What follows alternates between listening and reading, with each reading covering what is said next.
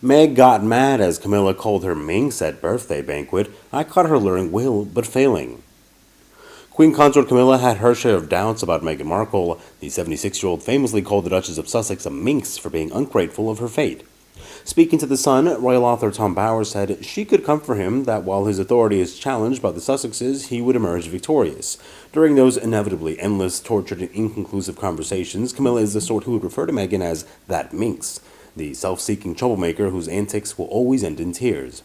The author also reported Camilla always referred to the suit star as Californian. Camilla herself has been subject to media scrutiny even before her marriage to King Charles. At the coronation in May, the former Duchess of Cornwall received boos from the crowds. Body language expert Judy James said the boos and the chanting had no visible effect on Charles' facial expressions, but he did seem to fuss more over Camilla, as though keen to get her inside the venue and seated. At his London coronation, he had appeared simply as king, but there he was, also in husband mode, turning to see Camilla safely from the car with some impatient hand-flicking gestures showing moments of tension.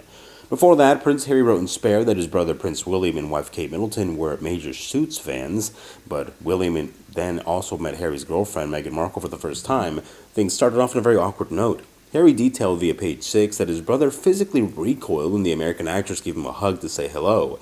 It completely freaked him out, Harry wrote of the hug. He recoiled. Willie doesn't really hug many strangers, whereas Meg hugged most strangers. William was expecting Meghan to curtsy, but Harry hadn't advised her to, as he didn't think the casual meeting warranted it. Will had hoped that she would greet him with standard reverence, per the protocol, because she didn't know it and I hadn't told her. When meeting my grandmother, the late Queen, I made it clear that curtsying was needed. It's the Queen. But when meeting my brother, it was just Willie, who loves suits. Harry added that Kate Middleton had also been present with her children outside. Kate was also not keen on Meghan hugging her during their first meeting. Meghan herself revealed that her and her husband's Netflix docuseries, Harry and Meghan, released last month. Hugging as a greeting generally isn't as common in the UK as it is in the US, and is typically reserved for friends or close family. Even when Will and Kate came over, and I had met her for the first time, they came over for dinner, I remember I was in ripped jeans, and I was barefoot. Like, I was a hugger. I've always been a hugger. I didn't realize that it's really jarring for a lot of Brits. I guess I started to understand very quickly that the formality on the outside carried through on the inside, that there is this forward-facing way of being, and then you close the door and you're like, oh great, okay, we can relax now.